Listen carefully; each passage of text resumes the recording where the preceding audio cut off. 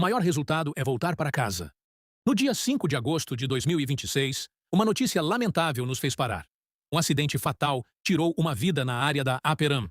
E antes de qualquer conclusão sobre o que aconteceu, existe uma pergunta que todos nós precisamos fazer. O que podemos fazer hoje para evitar que outra família receba uma notícia assim? Porque segurança não pode ser apenas um assunto de reunião. Segurança é uma escolha feita antes de cada tarefa. Os processos podem ser maduros. As equipes podem ser experientes. Os equipamentos podem ser modernos. Mas nenhum desses fatores elimina o risco quando a percepção do perigo diminui. É justamente na rotina que mora um dos maiores perigos. Fazer todos os dias e acreditar que nada vai acontecer. Quando o cuidado vira automático, o risco pode deixar de ser percebido. Um acidente grave raramente começa no momento do acidente. Muitas vezes, começa antes, em uma condição insegura que ninguém corrigiu. Em um ato inseguro tratado como algo normal. Em uma improvisação. Em uma distração. Na pressa para terminar. No excesso de confiança de quem pensa, eu já fiz isso muitas vezes. E é assim que pequenos desvios podem começar a formar uma sequência perigosa.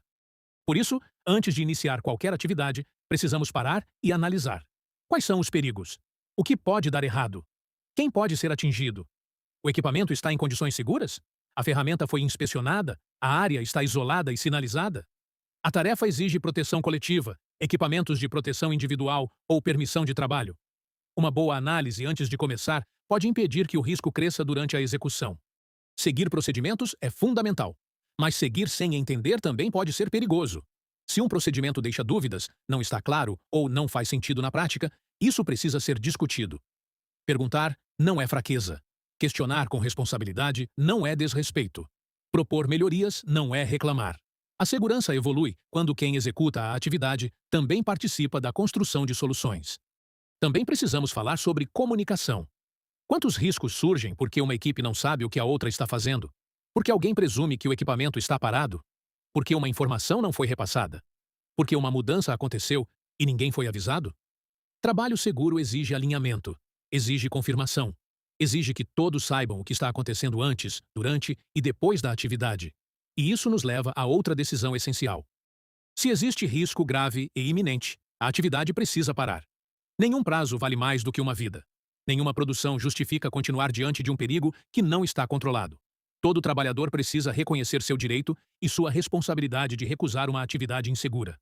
E toda liderança precisa apoiar essa decisão. Interromper para corrigir um risco não é atrasar o trabalho. É garantir que o trabalho continue. A segurança também depende da responsabilidade coletiva.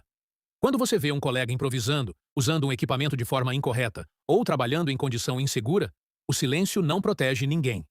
Orientar com respeito é cuidar. Alertar é cuidar. Pedir ajuda é cuidar. Ouvir uma opinião diferente também é cuidar. Uma equipe forte não é aquela em que ninguém questiona. É aquela em que todos têm liberdade para falar quando percebem um risco. Todos os dias, nossas escolhas podem fortalecer ou enfraquecer a cultura de segurança.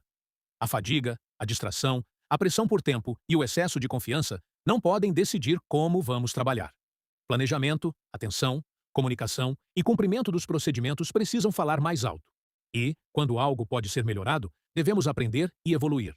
Porque prevenção não é um conhecimento que se guarda. É uma atitude que se pratica todos os dias. Diante de uma perda tão dolorosa, o mais importante agora é transformar a reflexão em atitude. Não precisamos esperar outro acidente para sermos mais atentos. A segurança não depende apenas de regras.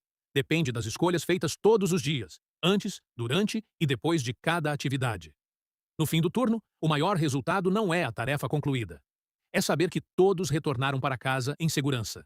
Esse é o propósito que deve nos unir. Todos os dias.